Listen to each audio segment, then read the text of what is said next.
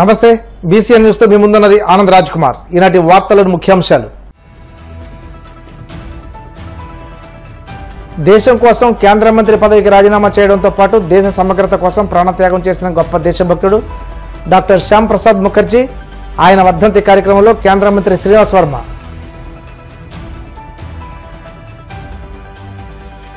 నెల్లూరులోని VRC high school భవనాల పునరుద్ధరణ పనులను పరిశీలించిన మంత్రి నారాయణ కార్పొరేట్ను తలదన్నే రీతిలో సౌకర్యాలు కల్పిస్తామని వెల్లడి.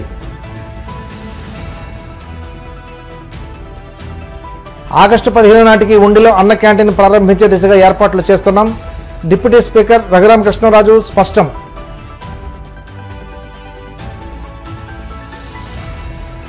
యువతకు 20 లక్షల ఉద్యోగాలు, నిరుద్యోగ భృతి అంటూ చేసిన వాగ్దానాలు కూటమి ప్రభుత్వం విస్మరించింది. మాజీ మంత్రి గుడివాడ అమర్నాథ్ ధ్వజం.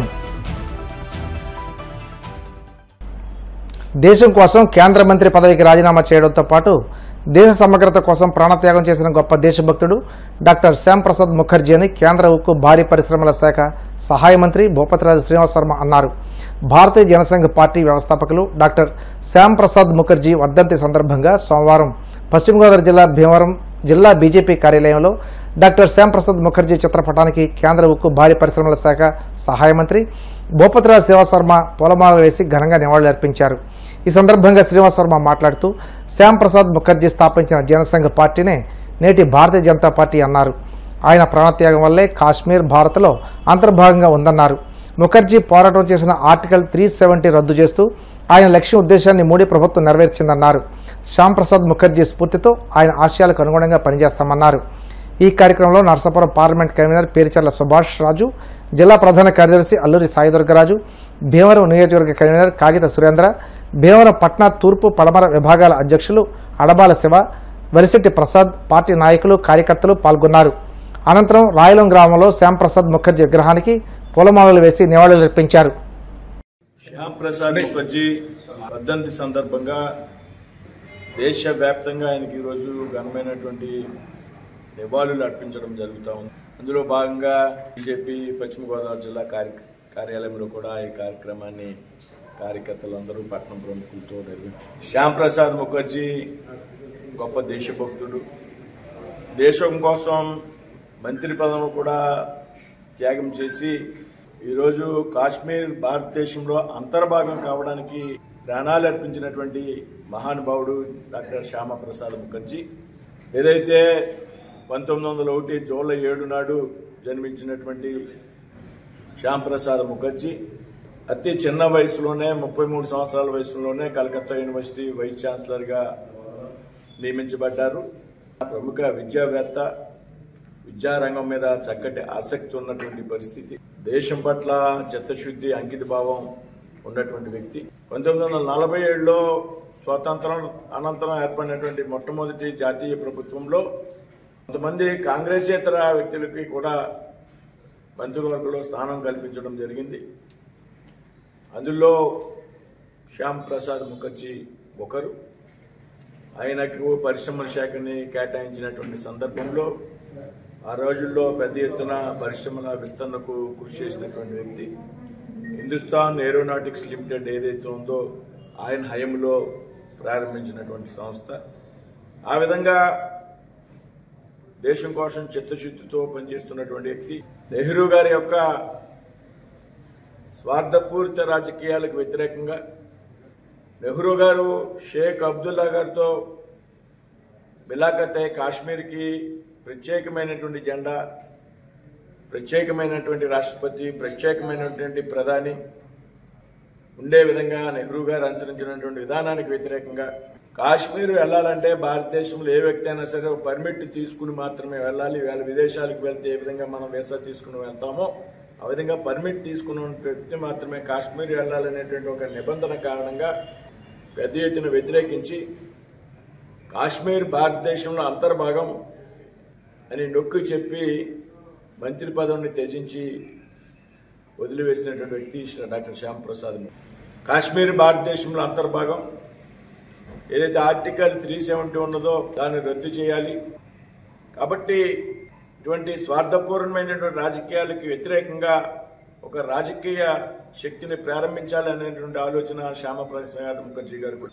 ఆ సందర్భంలో ఆయన అప్పుడు రాష్ట్రీయ స్వయం సేవక సంఘ్ సర్సంచాలకుగా ఉన్నటువంటి శ్రీ గురూజీని సంప్రదించి నేను ఇలాగా భారతదేశం యొక్క హిందుత్వ పునాదులపై దేశ ప్రయోజనాలే లక్ష్యంగా ఒక రాజకీయ శక్తిని ప్రారంభించాలనుకుంటున్నాను. ఏదైతే రాష్ట్రీయ స్వయం సేవక్ ఉందో నాకు మీ సహకారం కావాలి. ఈ యొక్క కార్యకర్తలను కొంతమందిని నాకు సహాయకారులకు ఇవ్వండి అని గురూజీని కోరినప్పుడు గురూజీ కొంతమంది కార్యకర్తలను ఆయనకు సహాయకులుగా ఇవ్వడం జరిగింది. భారతీయ జనసంఘ్ 1951 అక్టోబర్ 21 దసరా నాడు భారతీయ జనసంఘ్ ప్రారంభించబడి ఆయన అధ్యక్షుడిగా ఉన్నారు.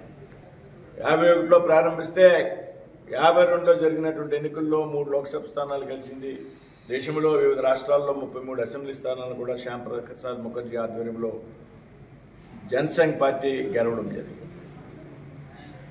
అయితే ఆనాటి జనసంఘ్ పార్టీ వేళ భారతీయ జనతా పార్టీ అనేటువంటి విషయాన్ని మనం అంతా కూడా తెలుసుకోవాల్సినటువంటి అవసరం ఉంది. ఏదైతే ఆయన స్థాపించినటువంటి జనసంఘ్ పార్టీ భారతీయ జనతా పార్టీగా రూపం మార్చుకుని దేశంలోనే ఒక అతి పెద్ద శక్తిగా దాదాపు 2014 నుండి అంత క్రితం 2009 నుండి 99 నుండి 2004 వరకు ఈ దేశాన్ని పరిపాలించినటువంటి భారతీయ జనతా పార్టీ పూర్వపు జనసంఘ్ యొక్క మరో రూపం అనేటువంటి విషయాన్ని మనందరూ కూడా తెలుసుకోవాల్సిన అవసరం. 1953 మే 23 నాడు ఆయన మరణించారు. అయితే ఈ మరణం సహజమైనటువంటి మరణం కాదు. ఈ మరణం ప్రభుత్వం వైద్యపరంగా చేసినటువంటి హత్య అని దేశంలో పలు రాజకీయ శక్తులు ప్రజా సంఘాలు వారి తల్లి జోగమయాదేవి కూడా ఆయన యొక్క మరణం మీద విచారణ చేయాలి అని డిమాండ్ చేసినప్పుడు నెహ్రూ గారి ప్రభుత్వం విచారణకు అంగీకరించలేదనేటువంటి విషయం మనం అంతా కూడా గ్రహించాలి. విచారణకు అంగీకరించలేదు అంటే అది కుట్రతో కూడినటువంటి ప్రభుత్వం చేసినటువంటి వైద్యపరంగా చేసినటువంటి ఒక హత్య అని దేశం అంతా కూడా భావించడం జరిగింది. అయితే ఆయన ఏదైతే ఉద్దేశాలతో నెలకొని పెట్టారో భారతీయ జనసంఘ్ని కాశ్మీర్ భారతదేశంలో అంతర్భాగం కావాలని ఆయన లక్ష్యాన్ని ఆయన ఒక ఉద్దేశాన్ని మరి భారతీయ జనతా పార్టీ నరేంద్ర మోడీ గారి ఆధ్వర్యంలో కేంద్రంలో అధికారంలోకి వచ్చాక ఏదైతే భారతీయ జనతా పార్టీ పూర్వం జనసంఘ్ అయినటువంటి లక్ష్యం ఏదైతే ఉందో ఆ లక్ష్యాన్ని సాధిస్తూ ఆర్టికల్ 370ని రద్దు చేయడం జరిగింది. ఇది పెద్ద ఎత్తున భారతీయ జనతా పార్టీ ఏదైతే జనసంఘ్ వ్యవస్థాపకులు ఉన్నారో శ్యామప్రసాద్ ముఖర్జీ గారికి అందించినటువంటి ఒక ఘనమైనటువంటి నివాళిగా మనంతా కూడా భావించాలి. కాబట్టి అటువంటి వ్యక్తి ఒక ఆశయాలను మనంతా కూడా ఆదర్శంగా తీసుకోవాలి. ప్రజలు కానీ పార్టీ కార్యకర్తలు కానీ అభిమానులు కానీ వారి యొక్క లక్ష్య సాధన కోసం మనమంతా రాబోయేటువంటి రోజుల్లో పనిచేయాలని సందర్భంగా ఆకాంక్షిస్తున్నాను. జై హింద్, జై భారత్. నేటి ఉన్నత స్థితికి కారణమైన విద్యాబుద్ధులు నేర్పిన వీఆర్సీ పాఠశాలను అభివృద్ధి చేయడం కనీస బాధ్యతగా భావించి ఆధునీకరించినట్లుగా మంత్రి నారాయణ అన్నారు. నెల్లూరు వీఆర్ హైస్కూల్లో జరుగుతున్న అభివృద్ధి పనులు పురోగతి రాష్ట్ర వక్ఫ్ బోర్డు చైర్మన్ అబ్దుల్ అజీజ్, నోడా చైర్మన్ కోటరెడ్డి శ్రీనివాసరెడ్డితో కలిసి మంత్రి నారాయణ పరిశీలించారు. ఈ సందర్భంగా ఆయన మాట్లాడుతూ ముఖ్యమంత్రి చంద్రబాబు వినూత్నంగా ప్రవేశపెట్టిన P4 పద్ధతిలో అట్టడుగు వర్గాల అభ్యున్నతికి కృషి చేస్తున్నామన్నారు. చిన్నతనంలో తనకు విద్యాబుద్ధులు నేర్పించి ప్రస్తుత స్థితికి కారణమైన వీఆర్సీ పాఠశాల అభివృద్ధి చేయడం కనీస బాధ్యతగా భావించారని, ఇందుకు తన కుమార్తెలు ముందుకు వచ్చి వీఆర్సీ ఆధునీకరణలో భాగం పంచుకున్నారన్నారు. మీకు అందరూ తెలిసిందే, నెల్లూరులో వీఆర్ హై స్కూల్ అనేది 120 సంవత్సరాల చరిత్ర కలిగిన స్కూలు. ఇదే స్కూల్లో నేను చదవటం, పక్కన ఇదే కాలేజీలో చదవటం, ఇదే కాలేజీలో చేయటం, ఇదే స్కూల్ పైన 2014-19లో కొన్ని క్లాస్ రూమ్లు ఉంటే ఆ రోజు మేయర్ అజీజ్ గారితో మాట్లాడి మున్సిపల్ కార్పొరేషన్ ద్వారా కాలేజీ పెట్టండి 11th and 12th ఒక 300 పిల్లలు తీసుకుంటాం, అందులో 150 ఈ యొక్క కార్పొరేషన్ నుంచి, ఒక 150 ఇతర జిల్లాలలో కూడా మొత్తం 300 మందికి ఒక రెసిడెన్షియల్ పెడతాము. నారాయణ ఇన్స్టిట్యూషన్స్ స్టాఫ్ ఇస్తాను, వాళ్ళ దగ్గర మంచి ఎడ్యుకేషన్ ఇచ్చి IIT, NIT మీకు చేయిస్తామంటే వెంటనే మున్సిపల్ కార్పొరేషన్ తరఫున చక్కగా ఫుడ్ ఏర్పాటు చేశారు. టీచింగ్ స్టాఫ్ అదంతా నేనే ఇచ్చాను. నెలకు 6 లక్షలు ఖర్చు పెట్టాం టీచింగ్ స్టాఫ్. ఎంతోమంది విద్యార్థులు ఎన్ఐటీలు ఐఐటీలు జాయిన్ అయ్యారు. కానీ గత ప్రభుత్వం హాస్టల్ ఎత్తేసింది, ఈ స్కూల్ క్లోజ్ చేసేసింది. నిజంగా నాకు ఎంతో బాధ. ఈరోజు ఈ ఉన్నత స్థితికి వచ్చే దాంట్లో ఈ యొక్క స్కూల్ యొక్క ఈ పాత్ర ఉంది. అందుకని ఎలక్షన్స్ ముందు నేను మాట చెప్పాను, ప్రభుత్వం రాగానే ఈ స్కూల్ని తిరిగి ఓపెన్ చేస్తాను, ఒక 2000 మంది చదివేట్టుగా చేస్తానన్నాను. అన్న ప్రకారమే మాట ప్రకారం ఈ స్కూల్ని రెనోవేట్ చేయించాం. అది కూడా ఎన్సీసీ చాలా పెద్ద గ్రూప్, కన్స్ట్రక్షన్ గ్రూప్. వాళ్ళు మా పిల్లలు, మా కూతుర్లు, అల్లుళ్ళు అందరూ కలిసి యాక్చువల్గా ఈ మొత్తాన్ని రెనోవేట్ చేశారు. దీనికి పర్మిషన్ కూడా వచ్చింది. నెల్లూరు మున్సిపల్ కార్పొరేషన్ స్కూల్, ఇది విఆర్సి మున్సిపల్ కార్పొరేషన్ స్కూల్. యాక్చువల్గా అటు గవర్నమెంటు అటు మున్సిపల్ కార్పొరేషన్ రెండు కలిసి దీన్ని రన్ చేస్తాయి. పిల్లలకి మార్నింగ్ బ్రేక్ఫాస్ట్, మధ్యాహ్నం లంచ్, ఈవినింగ్ స్నాక్స్ ఉంటుంది. పిల్లలకి పుస్తకాలు ఫ్రీగా ఇస్తారు. యూనిఫామ్ కూడా 2 జతలు ప్రభుత్వం ఇస్తే మా నారాయణ గ్రూప్ నుంచి 4 జతలు పిల్లలకు స్పాన్సర్ చేయమన్నారు. అది పిల్లలు స్పాన్సర్ చేస్తున్నారు. దగ్గరలో ఉండే పిల్లలు, హై స్కూల్ పిల్లలకి సైకిళ్ళు ఇస్తాము, వాళ్ళకి వ్యాయామంగా ఉంటుంది. సైకిళ్ళు వస్తేనేమో ఆ సైకిళ్ళు కూడా నారాయణ గ్రూప్ యాక్చువల్గా మా పిల్లలు చెప్పారు, వాళ్ళకి ఫ్రీగా ఇస్తున్నారు. ఆగస్టు 15 నాటికి ఉండిలో అన్న క్యాంటీన్ ప్రారంభించే దిశగా ఏర్పాట్లు చేస్తున్నామని ఆంధ్రప్రదేశ్ శాసనసభ ఉపసభాపతి ఎమ్మెల్యే కనుమూరు రఘురామకృష్ణరాజు అన్నారు. పశ్చిమ గోదావరి జిల్లా ఉండిలో 3 రోడ్ల కూడలిలో అన్న క్యాంటీన్ నిర్మాణ పనులు సోమవారం శంకుస్థాపన చేశారు. ఈ సందర్భంగా ఆయన మాట్లాడుతూ గత 6 నెలల నుండి అన్న క్యాంటీన్ ఏర్పాటుపై ఆలోచన చేస్తున్నామని, అనువైన స్థలాన్ని ప్రజలందరూ ఏకగ్రీవంగా నిర్ణయించడం శుభ పరిణామమన్నారు. ఈలోపు ప్రధాన రహదారి నుండి అన్న క్యాంటీన్ వరకు 3 మీటర్ల సీసీ రహదారి నిర్మాణ పనులు నెల రోజుల లోపు పూర్తి చేసేలా చర్యలు తీసుకుంటానని అన్నారు. పుట్టినరోజులు, సంస్మరణ దినోత్సవ తదితర కార్యక్రమాలు జరుపుకునే వ్యక్తులు అన్న క్యాంటీన్ ద్వారా పేదలకు ఆహారాన్ని అందించేందుకు ముందుకు రావాలన్నారు. ప్రభుత్వంపైనే పూర్తి భారం వేయకుండా దాతలు ముందుకు రావాలన్నారు. పంచాయతీ విభాగం నుండి ఉండిలో అన్న క్యాంటీన్ నిర్మాణానికి ప్రభుత్వం నుండి అనుమతి వచ్చిందని అన్నారు. మున్సిపాలిటీల నుండి ఆకివీడుకు అన్న క్యాంటీన్ మంజూరు చేయాలని ఆ శాఖ మంత్రి నారాయణ కోరానని వివరించారు. వీలైతే ఆగస్టు 15న ఉండిలో ప్రారంభోత్సవం, అదే రోజున ఆకివీడులో శంకుస్థాపన కార్యక్రమం ఉంటుందన్నారు. 6 నెలలుగా అన్న క్యాంటీన్ ఉండిలో ఎప్పుడు ప్రారంభిస్తాం, కన్స్ట్రక్షన్ ఎప్పుడు ప్రారంభిస్తామని ఎదురు చూస్తున్నాం. సో ఇన్నాళ్ళకి మన స్థలం కూడా మంచి, ప్రజలందరూ ఉండిలో ఉన్న మెజారిటీ అందరూ కూడా ఏకగ్రీవంగా ఆమోదించిన ప్రదేశంలో 3 రోడ్ల కూడలిలో ఈరోజు అన్నా క్యాంటీన్ శంకుస్థాపన చేయడం జరిగింది.